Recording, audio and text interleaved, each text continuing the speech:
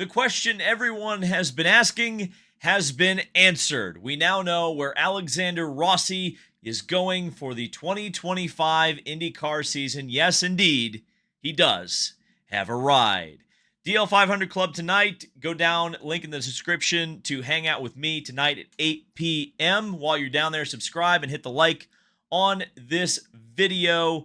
Got a lot to talk about because we're not just talking about Rossi and his new home for 2025, but we're also going to kind of take a look and evaluate where silly season is and what rides are still available. But one of the big talking points in yesterday's video was the talk about IndyCar returning to DFW. And no, we're not talking about Texas Motor Speedway, unfortunately. Talking about the potentiality and I would say the eventuality of a Dallas street race for 2026. But something that's super duper interesting, there's been quite a bit of discussion about IndyCar in Texas on social media recently. And one of the things that has come up quite a bit is the canceled Texas Motor Speedway race for kart.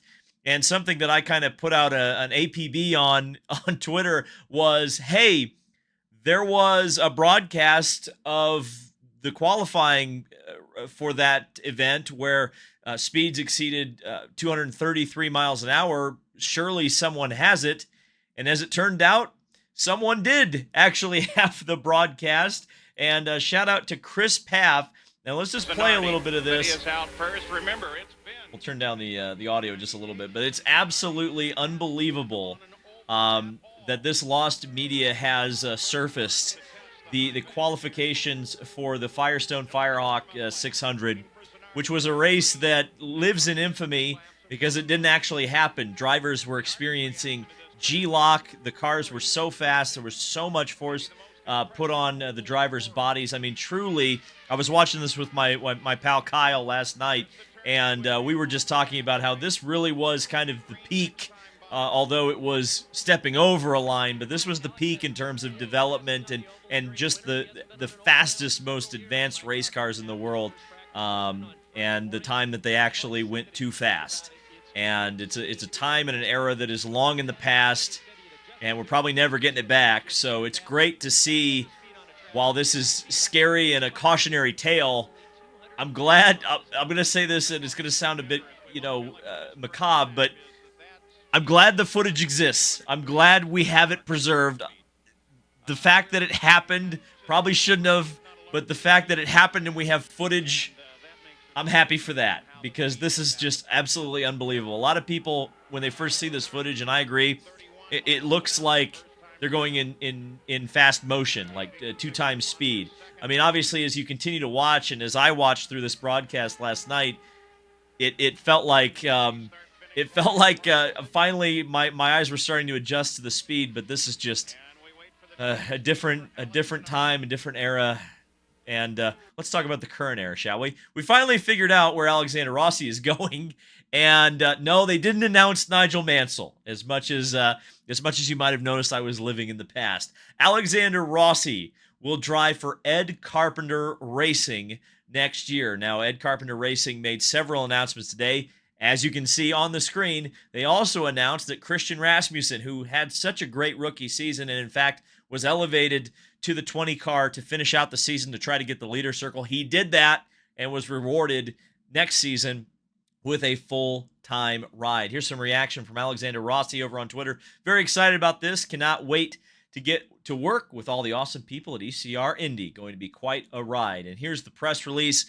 Not a lot of new information in here. I mean, obviously, it's important that this announcement was made, and the new partnership with the Splenda guy, or the coffee guy, I guess we'll call it, and really the fact that he bought into the team, I would say crucial for bringing Alexander Rossi. And as we know through the grapevine and other people reporting on it, Alexander Rossi did want to be paid, and he wanted to be paid. I wouldn't necessarily say a king's ransom, because that's guys like Herta an award, but he definitely wanted to be paid in the upper tier of IndyCar drivers, and presumably he got what he was looking for. But there's a lot of questions about Ed Carpenter. Towards the end of the press release, it does mention that Ed Carpenter will join the team at the Indianapolis 500. in a third car, which I think is good. And quite frankly, I think Rossi and Rasmussen, along with Carpenter, that's a very strong team at the Indianapolis 500. They've always been a strong team at that particular race, but we've never actually seen an Indy 500 driver, an Indy 500 winner, drive for Ed Carpenter Racing. So I think Rossi's going to elevate that program. Now, I should say, at the Indianapolis 500. Ryan Hunter-Reay obviously finished out the season in 2023, but that's, there's a very important race to Ed Carpenter Racing into this series, and there's a bunch of other races. Hunter-Reay did not drive for that team in the Indy 500.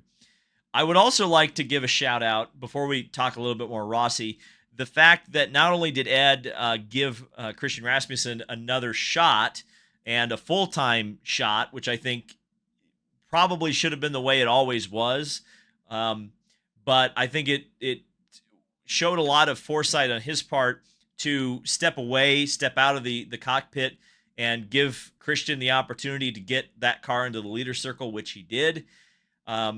And I think it's the best of both worlds. I quite frankly, the split driver strategy these days isn't the way you field a competitive team. I think if Ed is going to continue, and obviously he's continuing at the Indianapolis 500, driving, it's got to be his own car, his own team, his own crew. I think doing the split stuff was not the right way to do things. And I'm kind of glad that they're moving in that direction. Still want to see Ed. Still think Ed can absolutely rip it on the ovals. We've seen that in the past. But giving Rasmussen the full season, the full opportunity to compete for the championship is great. Doing it alongside Alexander Rossi, I think, is going to help him significantly. As for Alexander Rossi, I think this was the right move.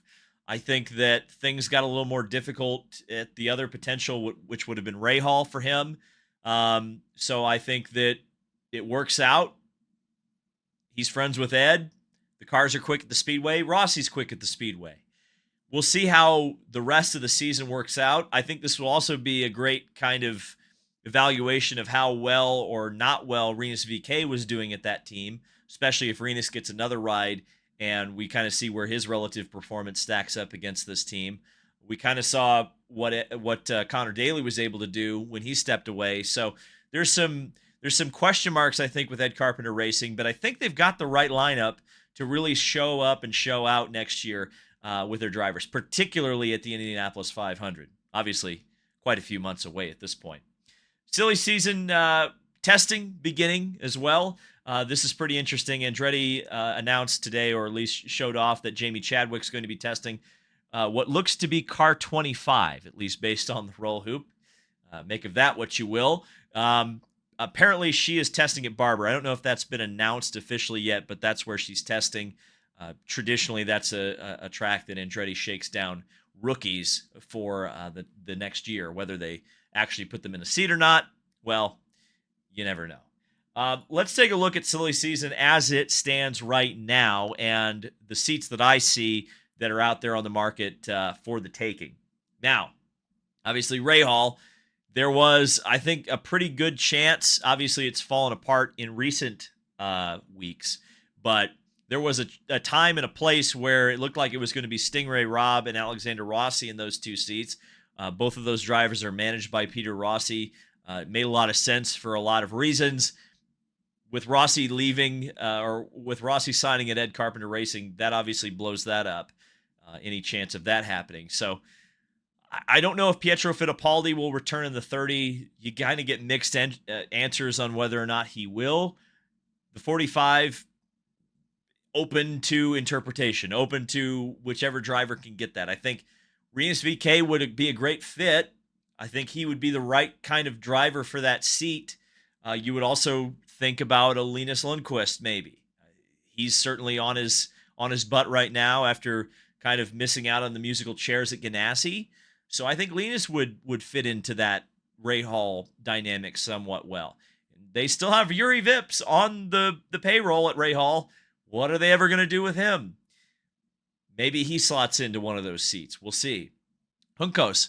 Now, there was some question marks I noticed in the comment section yesterday when I kind of mentioned that there might be two seats open at Juncos. And I had heard during the IMSA weekend that not to necessarily bank on the fact that Roman Grosjean will come back next year. He's enjoying the sports cars. I think he would like to race at Le Mans. And is he willing to give that up to race a full season of Indy cars? If he's not, there's a seat open at Juncos. Now, the 78 car, a lot of people pointing to the fact that Connor Daly got them the leader circle. The team likes him. Connor likes that team. But the problem is no Bucks, no Buck Rogers, right? So they need to find the driver with the deepest pocketbooks to fill one of those seats. Now, not saying Connor couldn't end up there, and I'm not even saying that Connor's not bringing any money at all. I mean, obviously, he does have a pretty significant sponsor with Polka Dot. But you probably need a Stingray or a Devlin-sized money bring, a check, I guess we'll say money bring. We're making up all sorts of new phrases. A check to cover the 77 car and whichever driver you're going to pay. I mean, obviously, ideal situation, you'd always bring in 2 hot shoes, but the reality of the situation in current day is you're probably not going to be able to do that. So I would imagine you're going to see one driver who's a shoe and one driver who's paying to be there at Juncos. Kind of ditto for Coyne, although I'm not exactly sure how this is going to go. There's all sorts of talk about drivers who will eventually test for Coyne. Drivers like Jacob Abel, drivers like Louis Foster, Stingray Robb has been mentioned a couple of times. Maybe Jamie Chadwick. And I feel like Jamie Chadwick, I mean, the fact that she's testing, and if the test goes well, do you move her up if you're Andretti? Maybe with Louis Foster? Is there some sort of a technical alliance you could form with Coyne? Where would the Abels maybe fit in that? Do you work with their Indy Next team? Do you work out a technical alliance there? Are there some avenues that Andretti can explore? Remember, Andretti's no longer supporting Meyer Shank Racing through Andretti Technology. So theoretically, there's an opening if a customer team wants to come in and partner with Andretti. Maybe Coyne's the opportunity to do that. Maybe that's how Andretti can kind of farm some of their drivers to Coyne and keep them in IndyCar and kind of keep them fresh, kind of like what they did with Kyle Kirkwood and AJ Foyt a couple of years ago. Prema, the only reason I've got this listed is the fact that they haven't actually announced Robert Schwartzman yet. Again, we assume it's Robert Schwartzman. Everything I've heard, everything other people have heard is that it's Robert Schwartzman. But why haven't they announced it yet? Are they waiting for a rookie test? Don't really know. I guess we'll find out soon. What a busy week. Hard to believe. What a busy, 7 days in IndyCar, huh? Hopefully more stuff to talk about. Just keep it going. Just keep it going. Keep yourselves in the headlines. 5.5 months. 5.5 months. Headlines. We like it. Hope you've enjoyed. DL500 Club tonight, 8 p.m. We'll see you there.